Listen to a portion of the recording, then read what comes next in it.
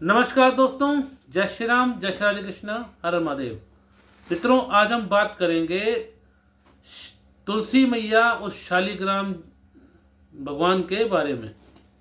ये कहा जा रहा है कि तुलसी मैया और शालिग्राम जी का जो प्रसंग है, उनका दाम्पत्य ये मनगढ़ंत है, उनका विवाह हो ही नहीं सकता, जो अशास्त्रीय है ऐसा बोला जाता है। तो मित्रों, पुराण प्रमाण कोटि में आते हैं, जिनको अगर नहीं मालूम तो जरा अष्टादश स्मृति में व्यास स्मृति पढ़ लें, तो वहां पर स्पष्ट रूप से वर्णन है कि कोई भी जो पुराणों को पढ़ने वाला, सुनने वाला, अश्वमेध यज्ञ के बराबर का पुण्य मिलता है। तो उसी पर में आगे बढ़ते हैं। ब्रह्मवैवर्त पुराण हमारे पास में है। ये प्रथम भाग है। प्रथम भाग के अंदर प्रकृति खंड में हम जाएंगे। प्रकृति खंड में 21वां अध्याय। तो आपको बताएं, सबसे पहले तो वृंदा कौन थी। वृंदा यानी तुलसी मैया, वो धर्मध्वज की पुत्री थी पूर्व जन्म में, और उनकी माता का नाम माधवी था। उन्होंने भगवान विष्णु को पति रूप में पाने के लिए तपस्या की थी, और उनको श्राप भी मिला था। गोलोक धाम में निवास करती थी कि श्राप मिला था कि तुम दैत्य की पत्नी होगी। तो भगवान विष्णु ने उनको, जो गोलोक धाम में स्वयं परब्रह्म है, श्री कृष्ण है और श्री राम है, तो उन्होंने कहा था कि तुम शंखचूड़ से विछोह सहन करोगी और ये दुख में प्राप्त होगा। उसके पश्चात तुम्हें मैं प्राप्त होऊंगा पति रूप में, तुम मेरी भार्या बनोगी और तुम्हें उत्तम सुख की प्राप्ति होगी। तो इसी में आगे, जब जालंधर यानी शंखचूड़ का वध भगवान शिव ने किया, उससे पहले भगवान विष्णु ने जो वृंदा का जो पातिव्रत्य भंग किया था, घटना सबको पता है, ये पुराणों में अंकित है, पता है। तो तुलसी जी कहती है, नाथ आप में दया नहीं है, आप पाषाण हृदय वाले हैं, आपने छल से मेरे धर्म का नाश करके मेरे पति का वध कराया है। आप पाषाणवत दयाहीन हैं, अतः आप पाषाणवत हो जाएं। जो आपको दया सिंधु कहते हैं अवश्य ही भ्रांत हैं। तो इसी में आगे भगवान ने कहा है, श्री भगवान वाच तपस्व्या कृतं साध्वी मदर्थे भारते चिरं त्वदर्थे शंखचूड़श्च चकार सुचिरं तप कृत्वा त्वां कामिनीं कामी विजहार च तत्फलात् अधुना दातु मुचितम तवैव तपस फलम। श्री भगवान कहते हैं, हे साध्वी, तुमने मेरे उद्देश्य से भारत में चिरकाल तक जो तप किया था, तुम्हारे उद्देश्य से शंखचूड़ ने भी दीर्घ काल तक तप किया था। उस तप के ही फलस्वरूप वह कामी शंखचूड़ तुमको पा सका, और अब मैं तुमको तुम्हारे तप का फल दे रहा हूं। इदं शरीरं त्यक्त्वा च दिव्यं देह विधाय च रासे मे रमया सार्धं त्वं रमा सदृशी भव। इयं तनुर्नदी रूपा गण्डकीति च विश्रुता पूता सुपुण्यदा नृणां पुण्या भवतु भारते। तौ केश समूहाश्च पुण्या वृक्षा भवन्तीति तुलसी केश संभूता तुलसीति च विश्रुता त्रिलोकेषु च पुष्पाणां पत्राणां देवपूजने प्रधान रूपा तुलसी भविष्यति वरानने। स्वर्गे मर्त्ये च पाताले वैकुंठे मया सन्निधौ भवन्तु तुलसी वृक्षावरा पुष्पेषु सुंदरी। अर्थ आपको बता देते हैं मित्रों। भगवान ने कहा कि अब तुम इस देह को त्याग करके दिव्य देहधारी हो जाओगी, और लक्ष्मी के समान होकर रास में मेरे साथ विहार करोगी। भगवान विष्णु कह रहे हैं तुम्हारा ये देह भारत में गंडकी नदी के रूप में परिणत होगा। एक बात का हम बता देते हैं, भगवान श्री कृष्ण राम और श्री हरि विष्णु में भेद नहीं है।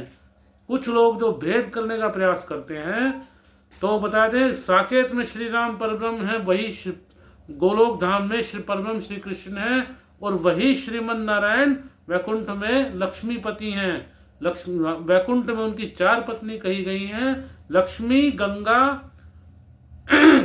वृंदा और सरस्वती।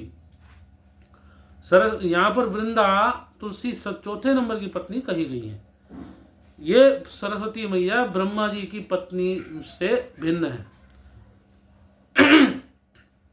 तो भगवान क्या कहते हैं, तुम इस देह का त्याग करके दिव्य देहधारी हो जाओगी, लक्ष्मी के समान रास में मेरे साथ विहार करोगी। तुम्हारा यह देह भारत में गंडकी नदी के रूप में परिणत होगा। यह नदी मानव हेतु पुण्य प्रदा पवित्र होगी। तुम्हारे केश से तुलसी की उत्पत्ति होगी, वे केश तुलसी नाम से पवित्र वृक्ष रूपी हो जाएं। हे वरानने, यह तुलसी देव पूजनार्थ समस्त पुष्पों तथा पत्तों में प्रशस्त मानी जाएगी। हे सुंदरी, स्वर्ग, मृत्युलोक, पाताल, वैकुंठ तथा मेरे पास यह तुलसी वृक्ष संभूत पुष्प सबसे श्रेष्ठ माने जाएंगे। और क्या कहा है, यह पुण्यप्रद तुलसी वृक्ष गोलोक के विरजा तट पर, रासमंडल में, वृंदावन भूमि में, माधवी, केतकी, कुंद, मल्लिका तथा मालती वनों में, अन्य पुण्य स्थलों में उत्पन्न होगी। और तुलसी वृक्ष के नीचे सभी तीर्थ स्थित होंगे। तो अब यहाँ पर उसकी महत्ता बता रहे हैं भगवान तुलसी मैया की। हे वरानने, उस स्थान में तुलसी के गिरे पत्तों को पाने की आशा में स्थित होंगे। जो व्यक्ति तुलसी दल से अभिषिक्त होंगे, उनके सभी तीर्थों में स्नान तथा सर्वयज्ञ फल का लाभ होगा। तो जो आगे यहाँ पर ये कहते हैं भगवान, नित्यम यस्य तुलसी तोयम भुक्ते भक्त्या च यो नरा स एव जीवन मुक्तश्च गंगा स्नान फलम लभेत। नित्यम यस्य तुलसीम दत्वा पूजयेन माम च मानवा लक्षा मेदजम पुण्यम लभते नात्र संशय। कि जो व्यक्ति नित्य तुलसी युक्त हो, तुलसी पत्र युक्त जल को भक्ति भाव के साथ पीता है, वह गंगा स्नान पर फल प्राप्त करता है, जो जीवन मुक्त है। जो व्यक्ति नित्य मुझ पर तुलसी प्रदान करके मेरा अर्चन करता है, वह 1 लक्ष्य अश्वमेघ यज्ञ फल प्राप्त करता है, संशय रहित है। भगवान कह रहे हैं श्री हरि विष्णु। तो आगे क्या कहते हैं भगवान कि वृक्षाधिष्ठात्री देवी या गोलोके च निरामे कृष्णेन सर्धम रहसी नित्यम क्रीड़ा करिष्यति। भगवान विष्णु कृष्ण से भिन्न नहीं है, कह रहे हैं तुम वृक्षों की अधिष्ठात्री देवी हो जाओगी, निरामे गोलोक में निर्जन स्थान पर श्री कृष्ण के साथ तुम नित्य क्रीड़ारत रहोगी। तो यहाँ पर भिन्न नहीं है विष्णु से। अच्छा, आगे क्या कहते हैं, त्वं च स्वं महासाध्वीं वैकुंठे मम सन्निधौ रमा समा च रासे च भविष्यसि न संशय। तुम अपने अंश से भारत में पुण्यप्रद नदियों की अधिष्ठात्री देवी होकर मेरे अंश से उत्पन्न लवण सागर की पत्नी हो जाओगी। हे महासाध्वी, तुम स्वयं वैकुंठ में मेरे निकट लक्ष्मी के समान ही मानी जाओगी और रास में सदा रहोगी। ये संशय रहित बात है। और कहा है, अहं च शैल रूपेण गंडकीति सन्निधौ अधिष्ठानम करिष्यामि भारते च तो शापत व्रज कीटाश्च कृमयो वज्रदंष्टांश्च तत्र वै तच्छिलाकुरे कुहरे चक्रम करिष्यन्ति मरीयकम एक द्वारे चतुश्चक्रम वनमाला विभूषितम नवीन नीर दश्यामम लक्ष्मी नारायण विधम। भगवान विष्णु कहते हैं, मैं तुम्हारे द्वारा शापित होकर गंडकी के तट पर पर्वत रूप में स्थित होऊंगा और वहां के वज्र कीट अपने वज्रदंश से वहां पाषाणों को काट काट कर उसमें चक्र चिन्ह निर्मित करेंगे। उनमें से एक एक द्वार युक्त 4 चक्रांकित वनमाला चिन्ह से अंकित 9 जलधर श्याम वर्ण की श्याम शालिग्राम शिला लक्ष्मी नारायण कही जाएगी। बिल्कुल स्पष्ट रूप से कहा है, कोई संशय नहीं है इसमें। और भगवान क्या कहते हैं आगे इनके बारे में कि व्रत दान प्रतिष्ठा श्राद्ध देव पूजा आदि के समय शालिग्राम शिला के सन्निहित फल अमित मिलता है। तो शालिग्राम शिला द्वारा अभिषिक्त होते हैं सभी यज्ञों में दीक्षा का फल मिलता है। और इसमें आगे कहते हैं कि शालिग्राम शिला जहाँ रहती है वहीं हरि भी सन्निहित रहते हैं। वह स्थान सर तीर्थ समन्वित है, वहाँ लक्ष्मी का निवास रहता है। तो आगे इसमें भगवान कहते हैं कि जो मरण काल में शालिग्राम शिला स्पर्श के जल का सान्निध्य लाभ करता है वह समस्त पातकों से रहित होकर विष्णु लोक को गमन करता है। और फिर वही जो भगवान की कार्तिक मास में देव प्रबोधनी एकादशी को तुलसी पत्र शालिग्राम पर चढ़ा दे तो उसमें क्या गलत है? अगर विवाह करते हैं शालिग्राम से इसमें भी कोई दोष नहीं है। आप धर्म सिंधु और निर्णय सिंधु पढ़ के देख लें, वहां पर भी वर्णन है, विष्णु जी का नाम लिखा है। स्कंद पुराण में भी वर्णन आया है, भगवान विष्णु की चांदी की प्रतिमा और तुलसी मैया के विवाह के प्रसंग की बात कही गई है कार्तिक महात्म्य में। ये एकादशी से लेकर के देव उठनी एकादशी होती है, देव उठनी एकादशी से लेकर के कार्तिक पूर्णिमा तक भी कर सकते हैं, कभी भी कर सकते हैं, कोई दिक्कत नहीं है। तो यहाँ पर थोड़ी सी मर्यादा होती है, शालिग्राम को भगवान को स्पर्श करने का हर कोई अधिकारी नहीं है, इसीलिए शालिग्राम का स्पर्श जो कर सकते हैं, जो अधिकारी हैं, केवल वही तुलसी मैया के साथ में विवाह कर सकते हैं। शालिग्राम जी के साथ लिखा है, भगवान कहते हैं कि इसमें 93 से 96 तक के श्लोक में लिख रखा है कि जो व्यक्ति शिला धारण करके, मिथ्या कहते हैं ब्रह्म की जितनी आयु होती है उतने समय तक कूर्म दंष्ट नरक भोगते हैं। जो शालिग्राम शिला का स्पर्श करके उस समय की गई प्रतिज्ञा का पालन नहीं करते वो अस्पित्र नरक में 1,00,000 मनवंतर काल तक वास करते हैं। और कहते हैं जो हे प्रिय, जो शालिग्राम शिला से तुलसी हटाते हैं वे 7 जन्मों जन्मांतर तक स्त्री वियोग की यंत्रणा भोगते हैं। तो कहते हैं श्री हरि ये कहकर मौन हो गए। तदनंतर तुलसी जी ने देह त्याग किया, उसे दिव्य रूप प्राप्त हो गया। अब वह तुलसी की तरह से हरि के वक्ष पर निवास करने लगी। हरि कौन है? भगवान विष्णु। एक रूप से वृंदावन में गोलोक धाम में भगवान विष्णु के साथ, भगवान श्री कृष्ण के साथ विहार करती हैं, वही वैकुंठ में भगवान विष्णु की भार्या के रूप में है, एक ही, भिन्न नहीं है। वही वह कमलापति के साथ वैकुंठ चली गई। अब लक्ष्मी, सरस्वती, गंगा, तुलसी चारों विष्णु की प्रिया हो गई और तुलसी जी के शरीर से गंडकी नदी उद्गत हुई शवदेह से, और गंडकी नदी के तट पर भगवान के अंश उत्पन्न शालिग्राम शिला विद्यमान है। बिल्कुल क्लियर कट यहाँ पर ब्रह्म पुराण में प्रमाण है। और मित्रों, अगर गरुड़ पुराण की बात करें तो गरुड़ पुराण में भी वर्णन है। गरुड़ पुराण में लिखा है, श्री हरि भगवान शिव से कहते हैं, हे शिव, चक्रांकित शालिग्राम शिला की पूजा सब प्रकार से मंगल प्रदान करती है। यहाँ पर उनका क्या है कि दूसरी शिला का नाम लक्ष्मी नारायण है। आचार कांड अध्याय 66 गरुड़ पुराण। तो शालिग्राम जो है, इसमें शालिग्राम शिला यत्र देवो द्वारवती भवा उभयो संगमो यत्र तत्र मुक्ति न संशय। आचार कांड अध्याय 66 5 में गरुड़ पुराण में यहाँ पर लिखा है, बिल्कुल क्लियर कट लिखा है, विष्णु भगवान को ही शालिग्राम कहा गया है।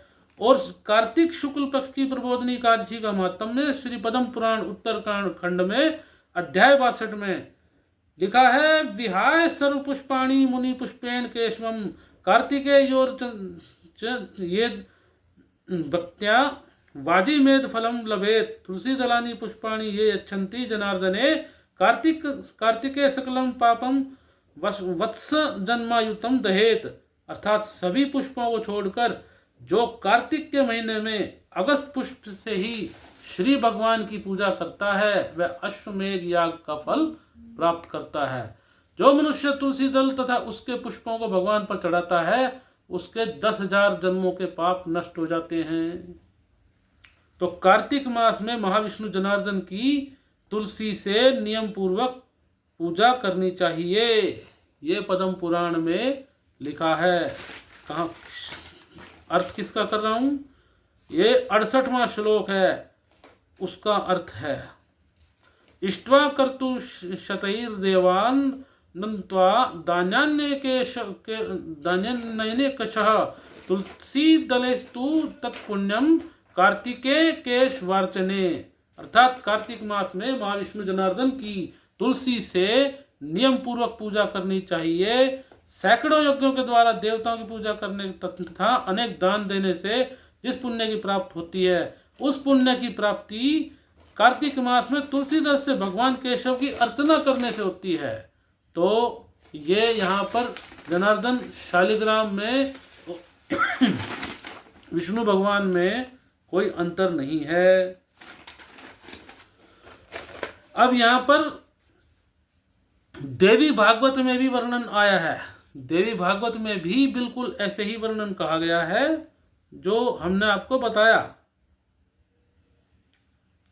देवी भागवत में 9वें स्कंद में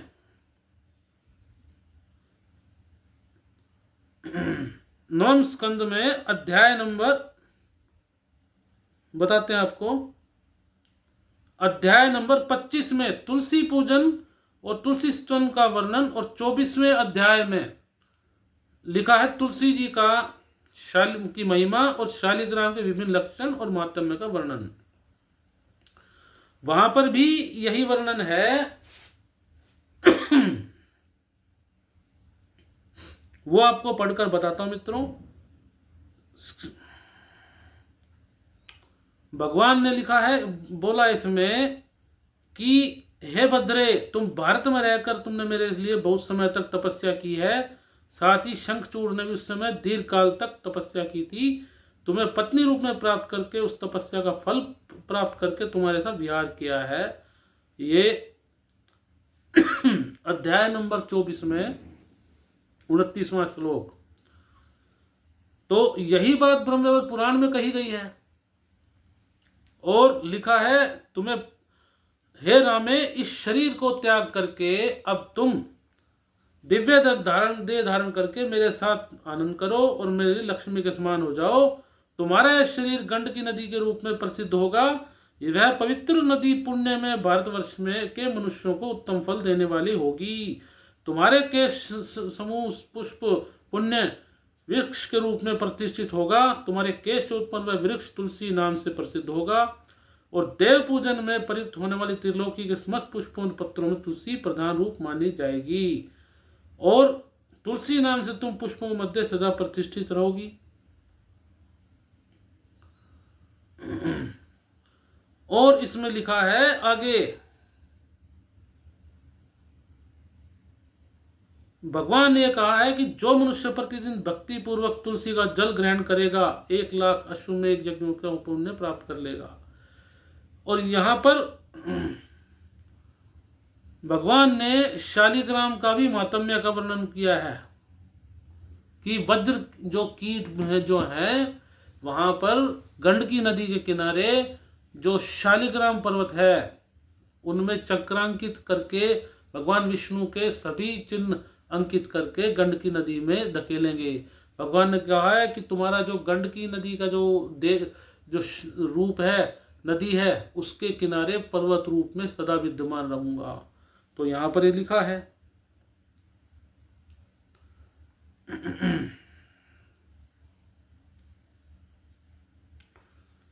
और इसमें आगे लिखा है 55वां श्लोक, स्वयं महासाध्वी तुम वैकुंठ में मेरे निकट लक्ष्मी के समान भार्या के रूप में सदा विद्यमान रहोगी। और यहाँ पर 49 से 50वें तक श्लोक आया है। पूर्णिमा, अमावस्या, द्वादशी, सूर्य क्रांति, मध्याह्न काल, रात्रि दोनों संध्याएं, अशोच तथा अपवित्र समयों में रात के कपड़े पहने हुए, शरीर में तेल लगाकर जो पत्र तुलसी का तोड़ते हैं वे साक्षात श्री हरि जी का ही मस्तक काटते हैं। तो श्राद्ध, व्रत, दान, प्रतिष्ठा, देवार्चन के लिए तुलसी बासी होने पर भी 3 रात तक शुद्ध रहती है। और यहाँ पर लिखा है वृक्षों की अधिष्ठात्री देवी बनकर शाश्वत गोलोक धाम में तुम कृष्ण के साथ विहार करोगी। और भारतवर्ष में नदियों के समान पुण्यदायिनी अधिष्ठात्री देवी, उस रूप में तुम मेरे अंश स्वरूप लवण समुद्र के रूप पत्नी बनोगी। स्वयं महासाध्वी तुम वैकुंठ लोक में मेरे सन्निकट लक्ष्मी जी के समान भार्या के रूप में सदा विद्यमान रहोगी। और मैं तुम्हारे शाप से पाषाण बनकर भारतवर्ष में गंडकी नदी के तट में निवास करूंगा। तो मित्रों, इससे स्पष्ट है वो भगवान कृष्ण के साथ भी हैं, वहाँ पर वो उनकी अलादी शक्ति के समान है। और वैकुंठ में वो तुलसी मैया लक्ष्मी जी के समान है। और वही भगवान श्री राम के साथ में सीता जी मैया के समान है। इसमें कोई तो भेद तो है ही नहीं। दुख की बात यह है कि आज उनमें भेद किया जा रहा है राम कृष्ण श्री हरि में। तो उन महात्माओं को बहुत कष्ट होता होगा जिन्होंने ये भजन चलाया था, गाया था, राम कृष्ण हरि हरि राम कृष्ण हरि।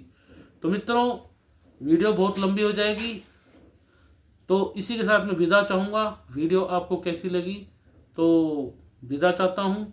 कमेंट अवश्य करें मित्रों, वीडियो पसंद आई तो शेयर अवश्य करें। अगले वीडियो में मैं पुनः नए टॉपिक के साथ में आऊँगा। तब तक के लिए जय श्री राम।